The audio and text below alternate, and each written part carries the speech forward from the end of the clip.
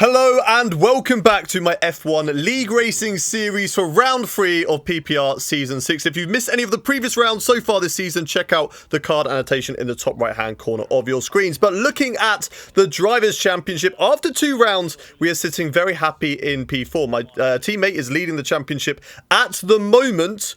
But we're only 2 rounds in, out of 16. There's a long way left to go. So, yeah, we'll just have to wait and see. This is the Constructors' Championship as well. 65 points for Ferrari, leading the way above Aston Martin by 24 points. So, a good start to the season for both of us. But now we're heading to the Portuguese Grand Prix, which is a track that I do love. I love this track. One corner lets it down, though, which is turn 8. Let's have a look, though, at the hot lap for the Portuguese Grand Prix. We're in wet conditions in qualifying. It's literally just gone to intermediate. So we're probably going to be very much quicker than our previous lap time here in qualifying. So we're going to have to make it count. Through the first couple of corners, already half a second up on our previous best lap time. This is a very tricky corner. It's very easy to lose the back end as you head over the crest of the hill. 6 temps up as we run down into the next hairpin. Use all the track on the right hand side, then flick it over to the left, kiss the apex, then early shifting up through the gears. Otherwise the back end's just going to step out all over the place and you're not going to get any traction at all. Throw it through the right hander, try and make it stick, and then hard on the brakes. Avoid this curb as much as possible because it does want to kill you. It's the worst corner maybe on the game. It's horrible, but you go over the hill, back down, back up over the hill. The elevation change on this track is absolutely incredible, and it's always a joy to drive it, minus the turn 8. Currently 1 second up on our previous best lap times. We go through the right hander there, now through the double left. Hard on the brakes once again at this little white line that just sticks out on the outside. Miss our braking point ever so slightly. Go a little bit too deep into the corner, but now this is the corner that really matters. Tuck it in tightly. Don't get on the throttle too early. Otherwise, you run the risk of running wide on the exit of the corner. 1.3 seconds up through the last corner, running down to the line. As you can see, we're 9th for the moment in the standings. Going to come across the line, improved by 1.5 seconds, and it's going to be a 1:26.7 on the clock, moving us up into P4 for the time being. But unfortunately, with everybody else setting lap times a little bit later than me, obviously the track's going to be drier for those guys. We drop down into P9, which is a little bit disappointing. I thought we were on for a good lap there, but yeah, not enough practice. Qualifying, going back to what we usually were like. In all fairness, though, we're usually better in a wet qualifying session, but because it came down to 1 lap and 1 lap only, we let ourselves down there just a little bit. But this is going to be the race strategy for today, starting on the wet tyres, but it may just dry up at the end of the race. 5 red lights then, and it is lights out, and away we go for the Portuguese Grand Prix. It's a fantastic start compared to Jokeboke. He just didn't get away at all. We get a great start on Tim as well, move ourselves up into P7. One of our championship rivals, Zafso there, on the inside. He's up into P6 and we are in P7 at the moment. Now having a little look around the outside of Zafso through turn 3, 2, 3. I'm not too sure which one that is. We hold the inside line though on Siney and we stay in P7 for the time being. But Siney having a little look up the inside of us, and this is where our game crashes. We have a horrible moment. The stream crashes, then the game crashes. But luckily we do get to come back into the session. Fortunately, the car does not crash itself. It's not a load of screen freezes, but we have lost out a heap of positions here. As you can see now, down in P12. And we were running very comfortably in like P6, P7. So very disappointing start to this race. We've lost out quite a lot of positions. As you can see now, we've lost the face cam. So let me know in the comment section below. Do you prefer watching the races without the face cam, or would you like me to make it smaller, or do you want the face cam to stay? Let me know in the comment section below. But here we are now on lap 3, starting lap 4. The yellow flag has come out, and we've gained a few positions from drivers into the pit lane. Now on lap 4 again. P11 at the moment. So we're having a little battle here with Tim and Jedi Wooders. Tim on the inside there. We're going to go around the outside of this long right hand and then hard onto the brakes on one of the worst corners on the track. Very difficult to go side by side, let alone even try and make a move there. Tim a little bit wide on the corner. Very disappointing for that to happen. A little bit of contact, and unfortunately it's lost me the position to Jokeboke now. So losing another place, dropping down into P12. It's not been a good race for me at all. So we get into really horrible wet conditions now. I think it's like lightning, thunderstorms at the moment. It's the worst weather you can possibly have on the F1 game, and we've got it right here at Portugal. Into the horrible turn 8 once again. Jokeboke just ahead of us. Tim as well, as Jokeboke loses the back end ever so slightly. It's so easy to lose the rear end there and just go spinning round. It's so easy to do that as we go into the right-hander. Tim really wide. We're going to clip the apex, but Tim, with that wide, he just gets the traction down earlier, and then that allows him to stay in front of Boak, but then loses the back end through the left-hander. We're going to go around the outside of him in towards this hairpin, and we're going to hold it because we now get the inside line for the next corner, and that should keep us in P11. Unfortunate there for Tim, but we will take it, move up into 11th place, and now we need to stay as close as we can to Joke Boak in order to maybe pull us up to the guys further up in the field. Currently outside the points, and this is looking a bit risky for our streak that we've got going. Never finished outside the points in a PPR league race, as these two are battling Jedi Woodard and Joe Boak. Jedi very wide off the exit off the corner, but again, because he's out wide, he can get on the power earlier, and that is just enough for him to stay in front of me. Joe Boak gets the free position, but we lose out to Jedi as we go through the right-hander now, not able to have a look on the Haas guy at the moment. Joe Boak, good news though, does have a 3-second time penalty, so we'll be looking to see whether we can gain on that as the race goes on. But Jedi Woodard, he is the main target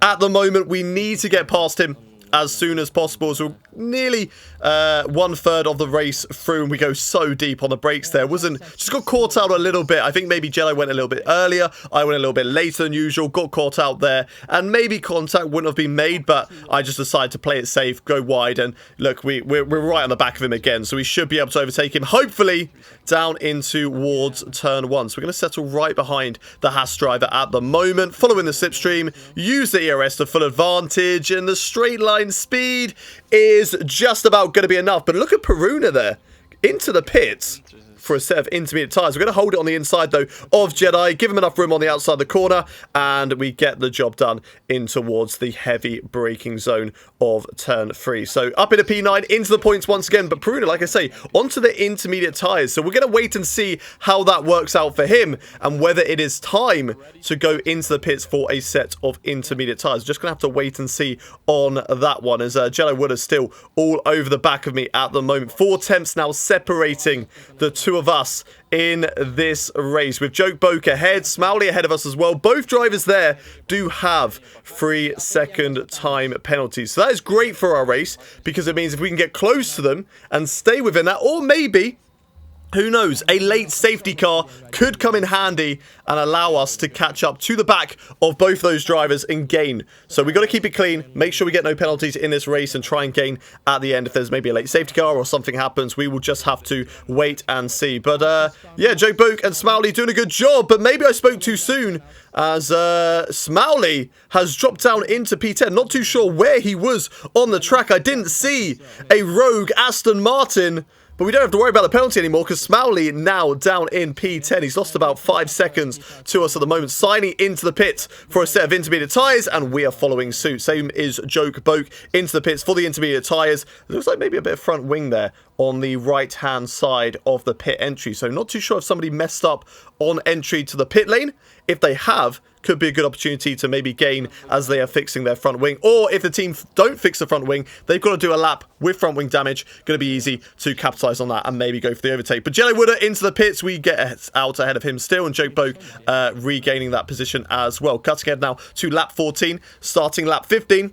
And more drivers who hadn't yet pitted, maybe because their teammate was already into the pits, pitting now, and that moves us up into P8 ahead of Sandy Baggy and Smowley, who is got 6 seconds of time penalties now. So things are not looking good for him. A safety car has been deployed, and we have got we've got a safety car at the moment. I can tell you though, as you may have seen it pop up on screen, we've got a 3-second time penalty. Since I had the game crash, the notifications were not coming up on my screen. I had to pause to bring them up. Unfortunately, I got too many warnings running wide just ever so slightly, and that unfortunately has given me that 3-second time penalty. So what I was saying earlier about gaining under the safety car, all thrown out the window because of that 3-second time penalty. But we need to focus on the race because the safety car has come in, the restart is underway, and we are right on the back of all these drivers. After all the time we lost out earlier, it is resetting. So we're very happy with that. On the back of Joke Boak, maybe going to have a look into turn 3. if we can get close enough on the inside. We got close there. We do have a look on the inside of turn 3, but Jokeboke is going to get the inside for turn 4. So he's going to hold it on the inside there. We've got to hold it on the outside. Very difficult to do, as you can see, running out wide, having to back off the throttle, and that is going to allow Jokeboke to hold on to the position for the time being. So we've got Sandy Baggy going for a big dive bomb up the inside, but the better line around that corner is always the outside because you get the better traction. It's very hard to get on the power early if you've got a tighter line through there. So being on the outside just makes it so much easier for us to hold on to the position. So P8 at the moment still with Jokeboke ahead of us. There's a few cars stepping out with their rear end through the right-hander there. But no one losing out massively. No one losing out massively just yet. It's TJD, lap drive, I believe that is, getting out of the way. And unfortunately no positions gained. But Marken has had a cheeky screen freeze, which means I have overtaken my teammate in this race. Team orders are not at play at the moment in this season, but Marken is going to overtake me very easily. He's much quicker at this stage of the race. If I fight him, I could just lose the guys in front. Maybe they can get more penalties. I haven't got a penalty, so let's just play the team game slightly, let Marken through and run on and try and attack the other guys. Assigning into the pits on lap 28 because the track was drying up. They were gambling for the soft tyres. Max O'Connor also coming into the pits for dry tyres at the end of this race. And then unfortunately, a huge amount of desync happened right at the end of this Portuguese Grand Prix as the host left. I'm currently in first. I'm not in first. I'm still behind Jokeboke. Marken has overtaken the Williams of Jokeboke. I believe this puts me now maybe in like P5.